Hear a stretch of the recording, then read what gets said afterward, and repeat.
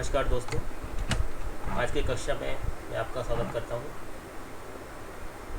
हम कृषि के प्रकारों का अध्ययन कर रहे हैं। इसी श्रृंखला में आज हम अगले दो कृषि के प्रकार, जिनमें व्यापारिक अन्नोत्पादक कृषि और व्यापारिक फसल पशुपालन कृषि का अध्ययन करेंगे।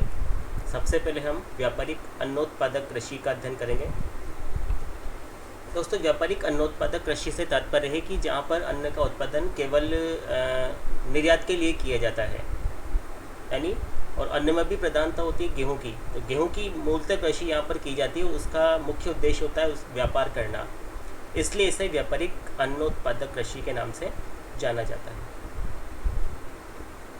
वैसे यह कृषि कम वर्षा व अर्ध शुष्क वातावरण वाले क्षेत्रों में की जाती है। इन क्षेत्रों में घास के विस्तृत मैदान पाए जाते हैं। इस कृषि का विस्तार स्टेपी, प्रेयरी, पंपाज, अफ्रीका के वेल्ड, ऑस्ट्रेलिया के डाउन्स में मिलता है। यह उच्च मशीनीकृत कृषि है। दोस्तों, आपने जलवायु प्रदेश जब मैंने आपको पढ़ाया था तब आपने पढ़ा होगा शीतोष्ण कटिबंधीय जलवायु और शीतोष्ण कटिबंधीय वनस्पति के बारे में। तो शीतोष्ण कटिबंधीय जो वनस्पति है, जो घास के मैदान है, वो स्टेपी है, प्रेरी है, पंपाज है, अफ्रीका के वेल्ड है और ऑस्ट्रेलिया के डाउन्स हैं। तो इन सभी शीतोष्ण कटिबंधीय घास के मैदानों में इस प्रकार की व्यापारिक अन्नोत्पादक कृषि की जाती और ये उच्च मशीनीकृत कृषि है।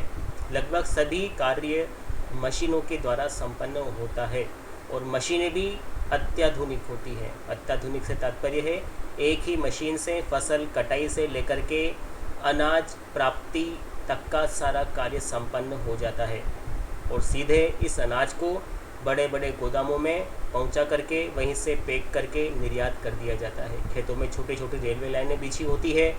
छोटे छोटे वायुयानों के द्वारा कीटनाशकों का, उर्वरकों का छिड़काव भी किया जाता है। तो इससे स्पष्ट है कि ये कृषि अत्यधिक उच्च मशीनीकृत कृषि कहलाती है। ये देखिए, यहाँ पर आप देख रहे हैं कितने अधिक मात्रा में और कितनी अधिक उन्नत तकनीकी वाली मशीनों का प्रयोग कृषि कार्य के लिए किया जा रहा है। अब हम जलवायु देखते हैं। यहाँ पर वर्षा का वार्षिक औसत 25 से 50 सेंटीमीटर के मध्य में रहता है। पछुआ हवाएं इन भागों में पर्याप्त वर्षा प्रदान नहीं करती हैं, तो थोड़ा शुष्क वातावरण भी यहाँ पर रहता है। गर्मियों में औसत तापमान 15 से 21 डिग्री सेल्सियस रहता है और शीतकाल में तापमान हिमांक से नीचे चला जाता है, क्योंकि ये जिन भागों में हैं वो शीतोष्ण कटिबंध में आ गए। तो इस कारण से जो शीतकाल का तापमान होता है वो हिमांक से नीचे चला जाता है। शीतकाल की जो वर्षा होती है वो अधिकांशतः हिमपात के रूप में होती है। दक्षिणी गोलार्ध में सागर का सम प्रभाव जलवायु पर पड़ता है, यानी दक्षिणी गोलार्ध में जो शीतोष्ण कटिबंधीय घास के मैदान है जहाँ पे कृषि होती है वो 3 है। दक्षिण अमेरिका में पंपास, दक्षिण अफ्रीका में वेल्ड्स और ऑस्ट्रेलिया में डाउन्स। बाकी जो 2 है वो उत्तरी गोलार्ध में है, जिसमें साइबेरिया का स्टेपी और उत्तरी अमेरिका, संयुक्त राज्य अमेरिका और कनाडा का प्रेरी। इसके बाद हम इस कृषि के वितरण पर आते हैं। इस कृषि का वितरण विश्व के लगभग सभी महाद्वीपों में आप देख रहे हैं। यूरेशिया में भी है, यहाँ से आप इधर आ जाइए, उत्तरी अमेरिका में, दक्षिणी अमेरिका में, अफ्रीका में, ऑस्ट्रेलिया में, न्यूजीलैंड में, इन सभी स्थल भागों में इस कृषि का विस्तार पाया जाता है।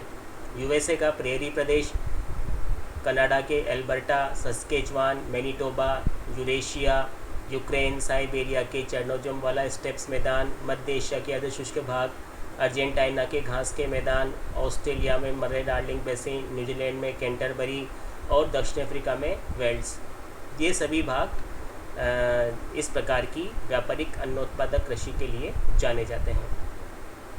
इसकी विशेषताएं देखते हैं हम। गेहूं की कृषि ही विस्तृत व्यापारिक अन्नोत्पादक कृषि के नाम से जानी जाती है। तो केवल यहाँ पर गेहूं की कृषि प्रमुखता से की जाती है और वो भी किस लिए होती है? निर्यात के दृष्टि से की जाती है। क्योंकि इन सभी देशों में, इन क्षेत्रों में जनसंख्या का घनत्व तो कम है, अतः जो कृषि फार्म होते हैं वो बहुत बड़े बड़े होते हैं। प्रेरी प्रदेश में 250 से लेकर के 16,000 हेक्टेयर तक के खेत या कृषि फार्म पाए जाते हैं। तो इतने अधिक जब विस्तृत कृषि फार्म खेत होंगे तो वहाँ पर बड़ी बड़ी मशीनों की सहायता से सारा कार्य आसानी से संपादित कर लिया जाता है। जैसा अभी आपको मैंने बताया, खेतों में छोटी छोटी रेलवे लाइनें बिछी रहती है। छोटे छोटे वायुयानों के द्वारा विभिन्न प्रकार की कीटनाशकों, दवाओं का छिड़काव भी इन पर किया जाता है। तो इतना अधिक विस्तृत क्षेत्र होने के कारण ही बड़ी बड़ी मशीनों का प्रयोग यहाँ पर आसानी से हो जाता है। तो चूँकि खेत बहुत विस्तृत हैं, जनसंख्या कम पाई जाती है, इसलिए मानवीय श्रम यहाँ पर उपलब्ध नहीं हो पाता और इतने अधिक हेक्टेयर खेत में मानवीय श्रम से कार्य करना भी संभव नहीं है। तो समस्त कार्य मशीनों की सहायता से किया जाता है। कृषि का मुख्य उद्देश्य व्यापार होता है, इसका हम पहले चर्चा कर चुके हैं, क्योंकि व्यापारिक अन्नोत्पादक कृषि है। ये देखिए, सीधा खेत से फसल की कटाई हो रही है और खेत से फसल की कटाई होकर के जो गेहूँ है उसे छोटे छोटे ट्रकों में या छोटे छोटे डिब्बों में लादा जा रहा है, जहाँ से सीधे यहाँ बड़े बड़े गोदाम होते हैं जिन्हें साइलों के नाम से जाना जाता है, वहाँ इन्हें पहुँचा दिया जाएगा और इसका पैकिंग करके इन्हें निर्यात कर दिया जाता है। ये देखिए सिंचाई के लिए इन्होंने मशीनीकृत सिंचाई है। ये जो मशीन है इससे पूरे खेत में एक साथ सिंचाई की जा रही है। तो ये अत्यधिक आधुनिक और मशीनीकृत कृषि होती है। कृषकों के आवास और गोदाम फार्म पर ही होते हैं, क्योंकि बहुत बड़े खेत होते हैं। प्रति हेक्टेयर उत्पादन भी अधिक होता है। पर्याप्त पूंजी के कारण उच्च मशीनीकरण संभव हुआ है। तो प्रति हेक्टेयर उत्पादन भी अधिक होता है। और मशीनीकरण क्यों संभव हुआ है? क्योंकि ये कृषि जिन क्षेत्रों में होती है वो विश्व के अधिकांशतः विकसित क्षेत्र गिने जाते हैं। गेहूं के अलावा जौ, जई, राई आदि की कृषि भी होती है। इस प्रकार की कृषि का विशेषीकरण केवल अनुकूल भौगोलिक दशाओं के कारण ही संभव हुआ है। तो एक तो यहाँ पर जो घास के मैदान हैं उनकी उपजाऊ मिट्टी यहाँ पर पाई जाती है। दूसरा, यहाँ पर जो बड़े बड़े फार्म हाउस होते हैं, बड़े बड़े खेत होते हैं, उनमें अच्छी भली प्रकार से बड़ी बड़ी मशीनों का प्रयोग आसानी से किया जा सकता है। जनसंख्या कम है, जनसंख्या कम होने के कारण यहाँ के जो खेत होते हैं बड़े बड़े होते हैं और जो है मानवीय श्रम नहीं मिल पाने के कारण सारा कार्य मशीनों की सहायता से किया जाता है। तो इसका मुख्य उद्देश्य केवल व्यापार और निर्यात की दृष्टि से गेहूं का उत्पादन करना होता है। अगली कृषि है दोस्तों व्यापारिक फसल एवं पशु उत्पाद कृषि। इसे दूसरे शब्दों में मिश्रित कृषि के नाम से भी जाना जाता है। यानी कि इसमें व्यापारिक दृष्टि से फसलों का और पशु उत्पाद दोनों का जो उत्पादन है वो किया जाता है। इसे मिश्रित कृषि भी कहते हैं। इसमें कृषि व पशुपालन दोनों ही स्थानीय उपभोग व व्यापारिक दृष्टि से किए जाते हैं। तो व्यापारिक दृष्टि से भी ये कृषि होती है। एक ही समय में फसल तथा पशुपालन का साहचर्य अनेक बातों पर निर्भर करता है, जैसे फार्म की अवस्थिति, मृदा की उर्वरता, भूमि की पशु वहन क्षमता, बाजार में मांग, कृषि की पद्धतियाँ, सरकारी नीतियाँ आदि ऐसे अनेक कारक हैं जो इस कृषि के मिश्रित स्वरूप को प्रभावित करते हैं।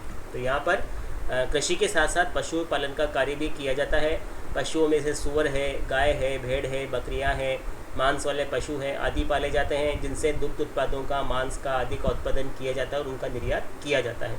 साथ ही साथ यहाँ पर फसल उत्पादन का कार्य भी होता है और दोनों जो कार्य होते हैं वो व्यापारिक उद्देश्य से किए जाते हैं।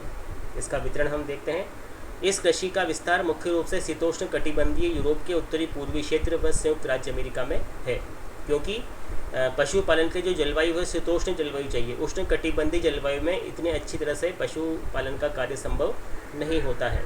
यह कृषि यूएसए के Ohio, Indiana, Virginia, Oklahoma, Tennessee, Nebraska और आयोवा आदि राज्यों में तथा पश्चिमी यूरोप, मेक्सिको, पूर्वी दक्षिणी अफ्रीका, दक्षिणी पश्चिमी ऑस्ट्रेलिया, अर्जेंटीना और ब्राज़ील के दक्षिणी भागों में की जाती है। तो मुख्य रूप से विश्व के शीतोष्ण कटिबंधीय भागों में कृषि होती है। ये आप देख रहे हैं, ये यूरोप का जो दक्षिणी पश्चिमी हिस्सा है ये पूरा का पूरा इसमें आ गया और ये मध्य यूरोप वाला हिस्सा इसमें आ गया और इधर से आप ये टेनेसी, ओक्लाहोमा, संयुक्त राज्य अमेरिका जो क्षेत्र इसमें आ गया, ये ब्राज़ील का हिस्सा आ गया, ऑस्ट्रेलिया का भी यहाँ पर की जाती है और दक्षिण अफ्रीका का पूर्वी दक्षिण अफ्रीका का हिस्सा यहाँ पर आ गया। तो इन सभी भागों में के शीतोष्ण कटिबंधीय क्षेत्रों में इस प्रकार की मिश्रित कृषि, व्यापारिक, पशुपालन और दुग्ध उत्पादन, फसल उत्पादन कृषि की जाती है। जलवायु शीतोष्ण है। पछुआ पवनों से साल भर वर्षा होती है। वर्षा का वार्षिक औसत 50 से 150 सेंटीमीटर के मध्य में रहता है। तो वर्षा भी पर्याप्त मात्रा में है और जलवायु शीतोष्ण है तो आराम से अच्छे भली प्रकार से पशुओं का पशुपालन का कार्य हो जाता है, क्योंकि पशुपालन के लिए अत्यधिक गर्मी असहनीय होती है। तो शीतोष्ण जलवायु उसके लिए अच्छी है और वर्षा भी पर्याप्त मात्रा में है तो फसल का उत्पादन भी कर लिया जाता है। अलग अलग भौगोलिक विशेषताओं के कारण अलग अलग क्षेत्रों में अलग अलग प्रकार की मृदाएँ पाई जाती है। इसकी विशेषताएँ देखते हैं। बड़े बड़े फार्मों पर कृषि व पशुपालन साथ साथ किए जाते हैं। तो फार्मों पर एक और तो पशुपालन के लिए बड़े बड़े पशुओं के जो बाड़े हैं वो बनाए रखे होते हैं, और दूसरी तरफ जो कृषि भूमि होती है वहाँ पर कृषि कार्य किया जाता है। मशीनीकरण का अधिक उपयोग होता है। कृषि व पशुपालन का कार्य मुख्यतः मशीनों के द्वारा ही किया जाता है। समस्त कार्य का वैज्ञानिकरण हो गया है। पशुपालन का जो कार्य है वो भी मशीनों से होता है। पशुओं को चारा देने से लेकर के उनका दूध निकालने तक, उसको एकत्रित करने तक का सारा कार्य मशीनों के द्वारा ही संपन्न होता है। और कृषि का जो कार्य है वो तो मशीनों से संपन्न होता ही है। फार्म पर ही कृषक का घर और पशु घर बने होते हैं, यानी फार्म काफ़ी बड़े बड़े होते हैं, वहीं पर किसान का घर होता है और वहाँ पर पशुओं का घर बनाया जाता है। गेहूं की कृषि का केंद्रीकरण नदी घाटी और मैदानों में है, जिनमें पूर्वी इंग्लैंड, फ्रांस के नदियों के मैदान, दक्षिणी बेल्जियम, मध्य जर्मनी तथा डेन्यूब की घाटी में प्रमुख है। सामान्यतः तापमान व सामान्य वर्षा यहाँ की विशेषता है। फलस्वरूप फसल उत्पादन और पशुपालन आसानी से कर लिया जाता है। तो यहाँ पर चूँकि वर्षा भी अच्छी हो रही है और शीतोष्ण जलवायु है, तो यहाँ पर फसल उत्पादन भी हो रहा है और पशुपालन का कार्य भी आसानी से कर लिया जाता है। खेत को 4 भागों में बांट करके चक्रीय पद्धति से फसल का उत्पादन किया जाता है। खेत को 4 भागों में बांट देते हैं, और एक खेत में खाद्यान्न, एक में फल फूल की सब्जी, एक में घास, एक में चारा आदि जैसी फसलें उगाई जाती, जिससे जो खेत की उपजाऊ क्षमता है वो पूरी एक साथ नष्ट नहीं हो पाती है। खेत की उत्पादकता, भूमि की उत्पादकता बनी रहती है। इन देशों में मांस खाने पर किसी प्रकार का प्रतिबंध नहीं है, अतः पशुपालन विकसित हुआ है। क्योंकि जिन देशों में ये कृषि की जाती है, मिश्रित कृषि, वहाँ पर मांस खाने पर कोई प्रतिबंध नहीं है, वहाँ की संस्कृति इसकी आज्ञा देती है। तो इस कारण से वहाँ पर जो पशुओं का मांस है, मांस के लिए भी पशुओं को पाला जाता है। औद्योगिकरण के कारण पर्याप्त पूंजी पाई जाती है। ये कृषि जिन जिन प्रदेशों में की जाती है वो औद्योगिकृत देश हैं, तो औद्योगिकरण के कारण वहाँ पर पर्याप्त पूंजी पाई जाती है। इससे पशुपालन और फसल उत्पादन के लिए मशीनीकरण काम में लाया जा सकता है। जनसंख्या घनत्व भी समान है। तो यूरोपीय देश जो हैं, जहाँ जहाँ कृषि होती है वहाँ पर जो जनसंख्या वो स्थिर है, न तो अधिक है और न कम है, यानी तो भूमि की भी कमी नहीं है।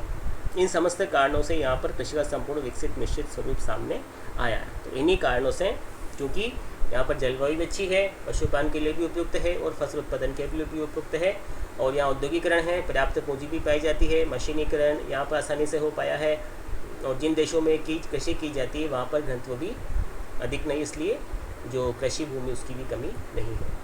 ये देखिए, यहाँ पर बड़े बड़े पशुओं के बाड़े बने हुए होते हैं जो वातानुकूलित होते हैं, ताकि पशु अच्छे तरह से विकसित हो सकें और पर्याप्त मात्रा में दूध और मांस का उत्पादन उनसे किया जा सके। और समस्त कार्य मशीनों की सहायता से संभव होता है, मशीनों की सहायता से किया जाता है। तो इस प्रकार से दोस्तों, आज हमने 2 प्रकार की कृषि का अध्ययन किया, विस्तृत व्यापारिक अन्नोत्पादक कृषि और व्यापारिक फसल उत्पादन और पशुपालन कृषि। आज का चैप्टर ये समाप्त होता है। वीडियो को लाइक, सब्सक्राइब करना न भूलें। धन्यवाद।